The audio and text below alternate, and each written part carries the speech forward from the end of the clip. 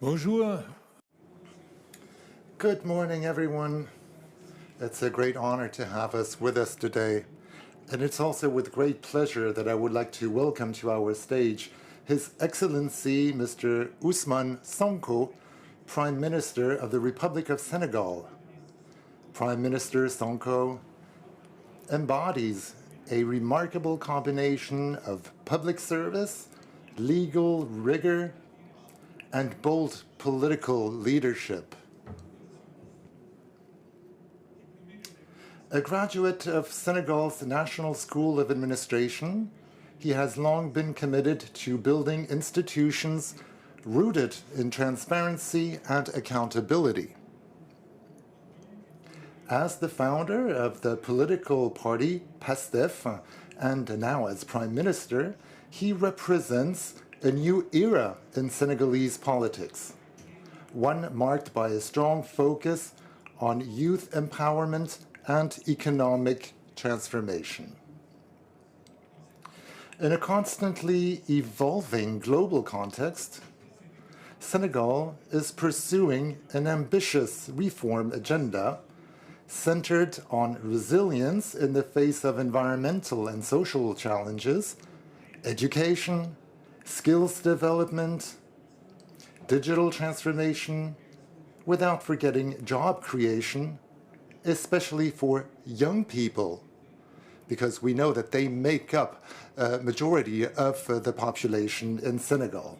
At the same time, Senegal is redefining its international partnerships with a vision grounded in mutual respect, equity, and regional cooperation, especially through its support for the African Continental Free Trade Area. We are truly honored by your presence with us today, and we look forward to hearing your insights on the opportunities shaping the future of Senegal, the region, but also beyond. I would like to ask you a first question, Prime Minister. Your government, which emerged from a democratic change in leadership that is hailed as an example in Africa, has launched Senegal Vision 2050, backed by a national transformation agenda and implemented through a national development strategy. Can you highlight the key components of this new vision and its expected impact on Senegal's development? Thank you very much, Mr. Brabeck. First and foremost, I would like to thank the Chinese authorities. Thank you very much for this invitation, and thank you to the organizers. Thank you for giving us the floor to talk to you about Africa's concerns and Senegal's concerns in particular. Now, you've raised an important question. Senegal has seen the arrival of a new government a few months ago, well, close to a year now. And ever since we came to power, we've been working under the instructions of our president, Bassirou Diomaye Faye. We now have a vision which is called Senegal Vision 2050 for the 25 years to come. It is made up of a global vision, also a 10-year program, and also a 15-year program. The question that you are raising concerning this national transformation agenda hinges on four major priorities. The first one is the construction of a robust economy. It has to be resilient. We also have to focus on a certain number of products and economic sectors. We want to increase the level of production in these different sectors, but we also want to diversify our products to cover the entire value chain. And of course, this involves a very ambitious industrial policy. And then we have to focus on human capital. This is one of the major problems in Africa and Senegal, more specifically. Now, we have high-quality human resources, generally speaking, but we know that there are some countries that have developed more than others by focusing on human resources without having access to a lot of natural resources. But no country can actually develop despite having natural resources without developing its human resources, its human capital. You know that the world today is evolving very quickly, especially with new technologies, and we really have to focus on social fairness, social equity, and really promote our human capital. The third priority has to do with our reform program, with an urbanization package, and we will focus on 8 priorities in this area. And then we have to talk about a positive governance. We know that in many cases there are problems in terms of corruption, and we know that this is a real scourge not only for Africa, it's a global phenomenon. And we know that it's also a major problem in countries with economic difficulties. And we really have to fight against corruption and focus on governance. So these are our priorities. This is what we are currently working on with our new program. Thank you very much. In this vision for the development of Senegal, there's a national roadmap which involves boosting the private sector. And this is a part of Senegal Vision 2050. To this end, Senegal has a major comparative advantages in West Africa in general. And this makes it possible to attract foreign direct investments to your country. Now, to build on these advantages, what major reforms do you plan to launch to further enhance Senegal's business environment and competitiveness? As you pointed out, Senegal has major assets. True assets in West Africa, of course, but also in Africa, generally speaking. This is the reason why we are able to attract a lot of foreign direct investment. And we're part of the top 5 countries in Africa attracting direct investment. Now, of course, this is because of our situation in the supply chain. Senegal is only 7 hours away by plane from the United States. We're also closer to Europe, and we're also quite closer to part of Asia, the Gulf countries. But of course, we have very strong ties with the rest of Africa. And our country also knows a political stability. We've never had any political coup with non-democratic tools. And we've always had a democratic transition, so a very strong political stability.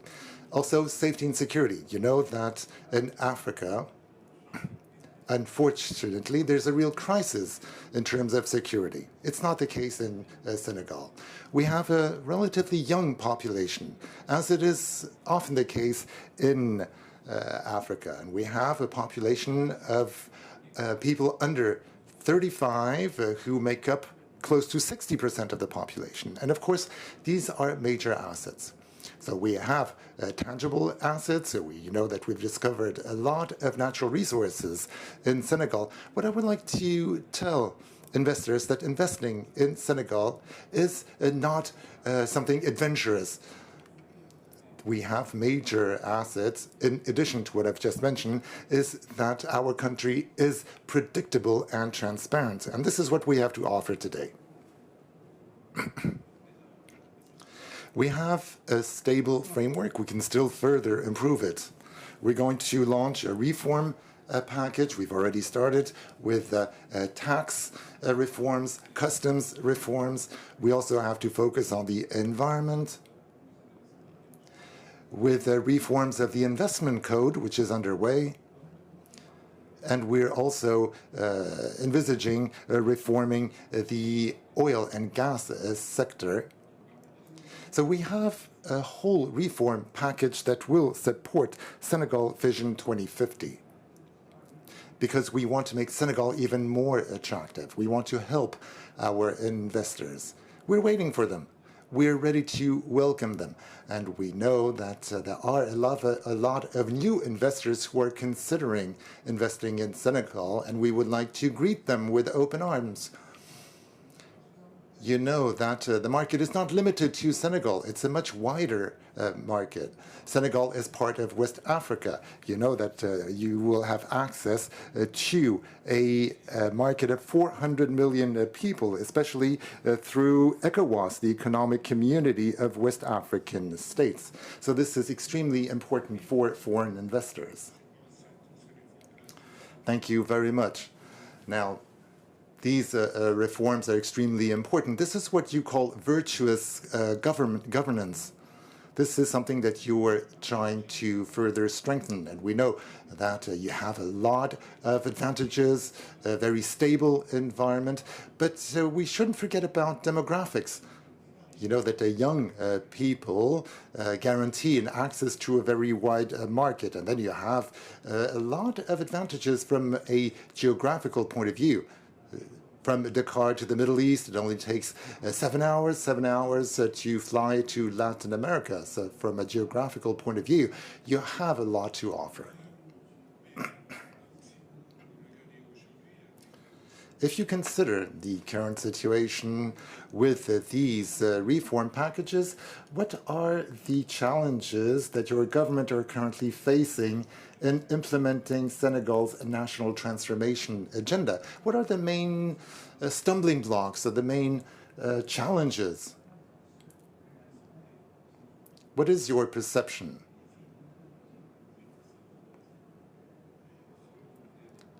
First of all, I would like to come back to this notion of virtuous governance. This is extremely important. And those of you who followed our political struggle, the political struggle of our party with the president, myself, and our entire team, you know that this has always been our #1 priority: governance, positive governance. And we're currently implementing a certain number of measures, because we have to hold former politicians accountable. And we also have to focus on our own responsibility to make sure that some things will not repeat in Senegal today. Now, you've been talking about obstacles, about challenges. One of the main challenges is our legacy. You know that when we arrived, President Diomaye Faye tried to take stock of the situation. We carried out a financial audit of the national financial situation. And unfortunately, the outcome of this audit was quite worrying, with a huge debt, close to 74%. And when we finished the audit, we had a debt that was close to 100%. The deficit, 4.5%, and then exceeded 14%. You know that this is something that we did deliberately, carrying out this audit. And we decided to reveal the outcome of this audit. We didn't have to, because I know that this can be quite scary for our multilateral partners, the International Monetary Fund. It can also scare the markets, but we decided to tell the truth. And this is completely in line with your policy, which is based on transparency, because that's how you build trust. Exactly. This is absolutely essential for us. In our relationship with our partners, we have to renew this trust. Because not every country decided to privilege this approach. We decided to tell the truth. And maybe in the future, other countries will do the same. So just to tell you that we have this legacy, a difficult situation, and this means that we have to adjust our measures. We shouldn't resort to austerity, of course, but we really have to attract investors. And this is a real challenge. This is a constant challenge for us.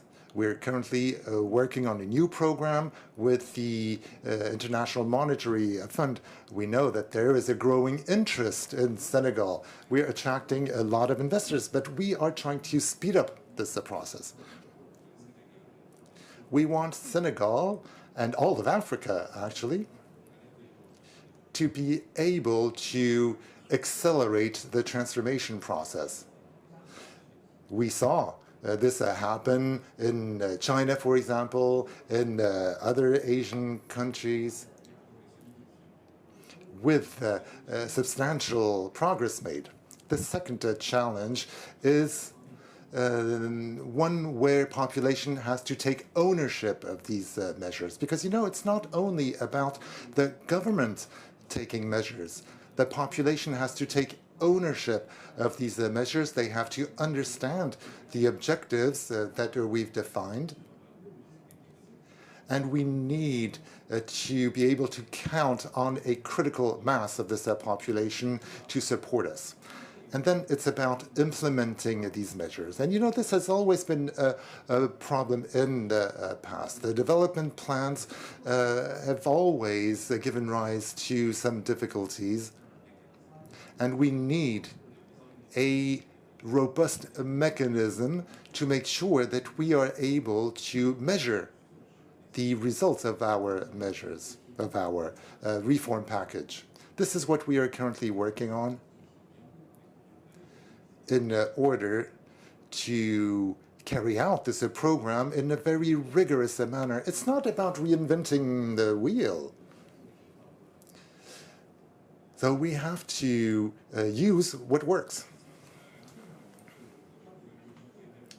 Now, your government recently launched the Technological New Deal, aimed at positioning Senegal as a country with a modern, efficient administration that fully benefits from the digital ecosystem.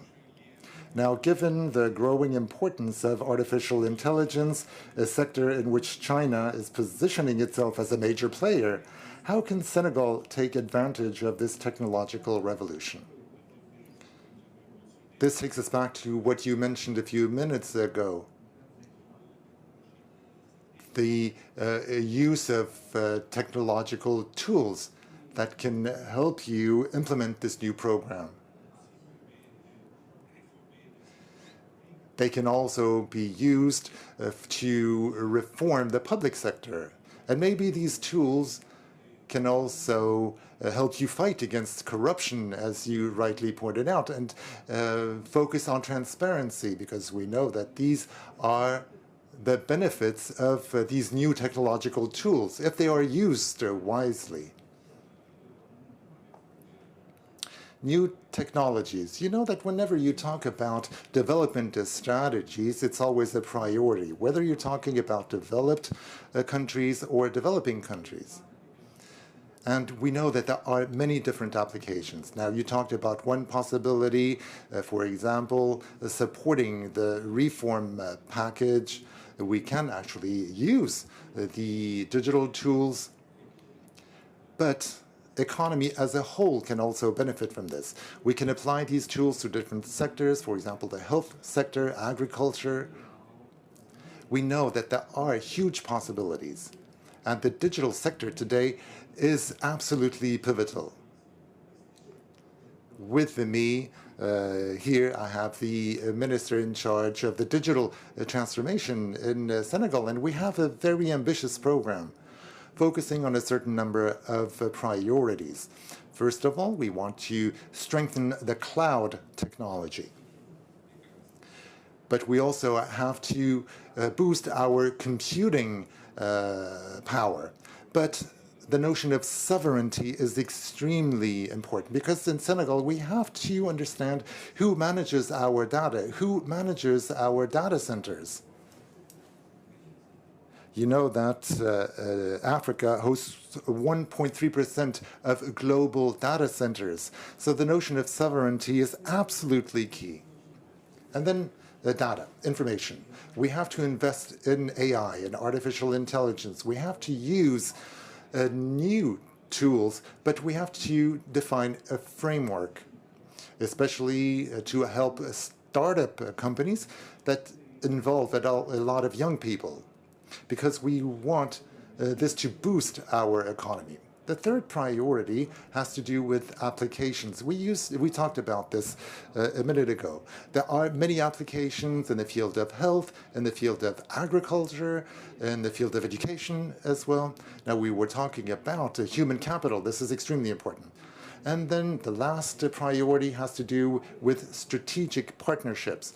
We are in contact with a lot of strategic partners. We've been able to visit the headquarters of Alibaba, and we know that these are major players, especially in the field of artificial intelligence, new technologies, and such strategic partnerships will help us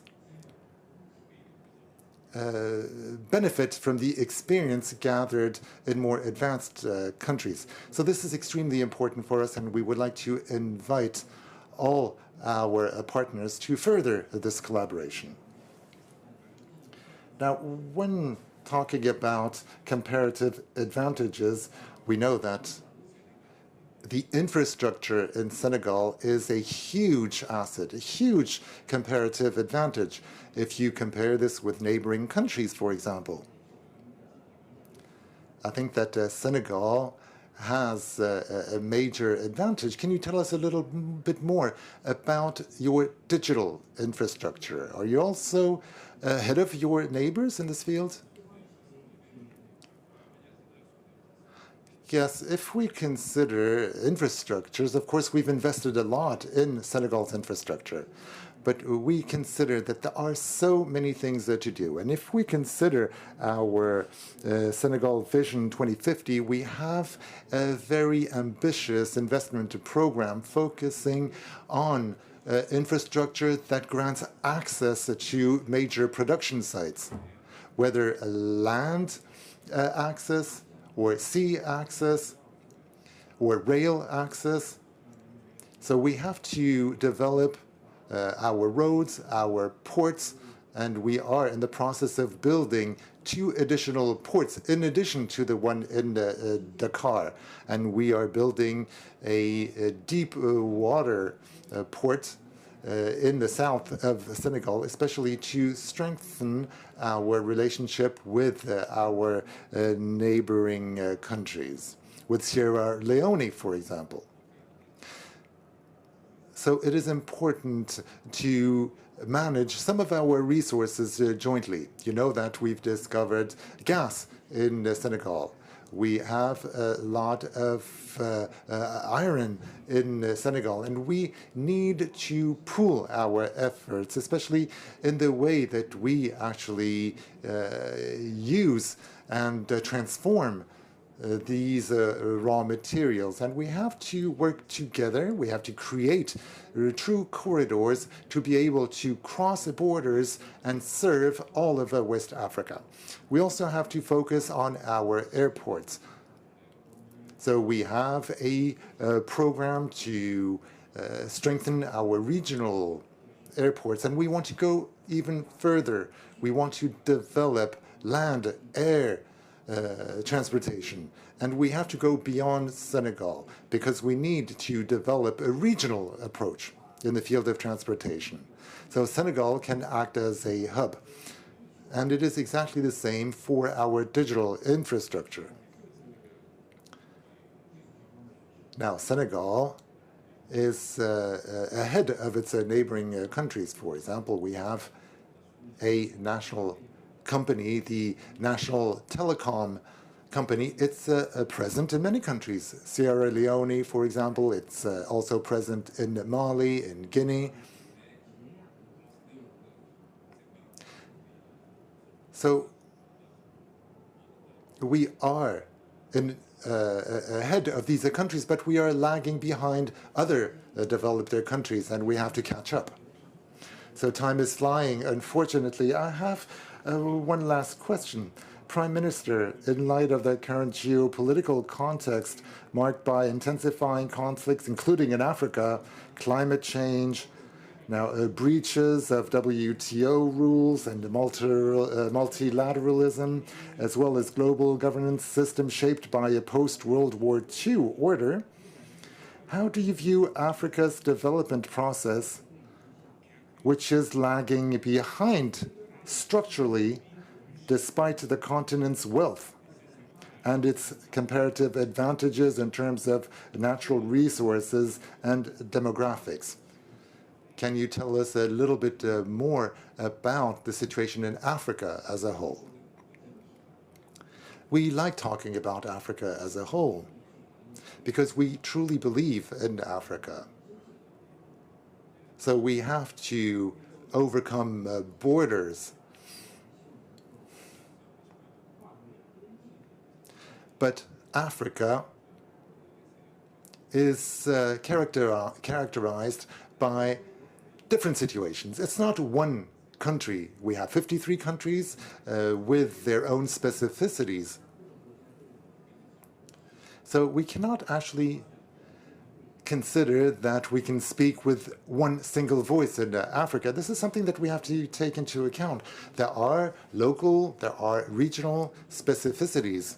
Now, West Africa is a sub-region with ECOWAS, and unfortunately, some countries have left ECOWAS, but we know that we cover a surface of 6.5 million square kilometers, and we have access to a lot of natural resources. It's also the case for Southern Africa, for Northern Africa, for East Africa. And you know that there's this theory of concentric circles that helps us create these models based on the subregions and then bringing together these subregions together. I think that this is very important, to start at regional level and then bringing together these different regional policies. Now, I've been talking about this for many years now. You know that many powers have risen, have fallen. We know that this can give rise to a lot of economic wars as we can see today with tariffs. And we know that this is a real concern. Now, Africa has to be able to position itself to capitalize on this situation.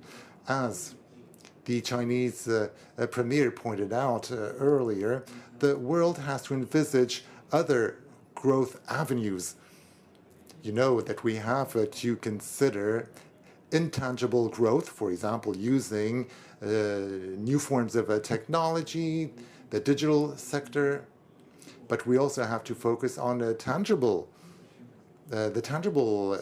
economy with agriculture, the mining industry, and so on.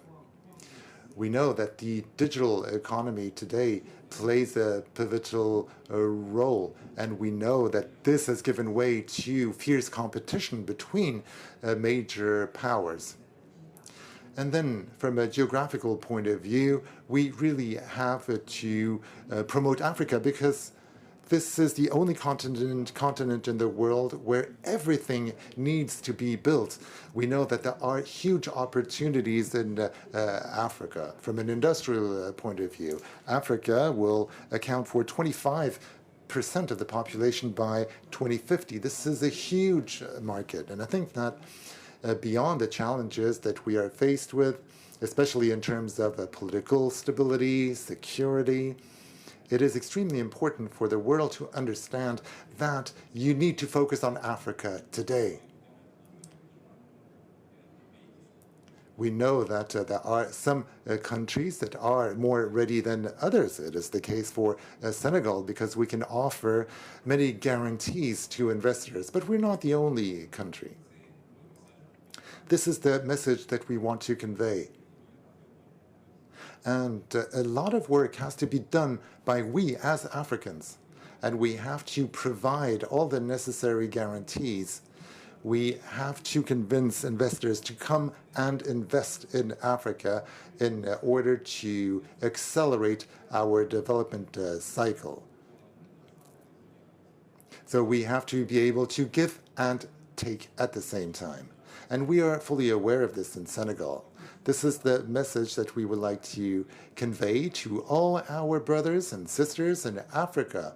We have to start working ourselves to offer a framework that will be conducive to more investments.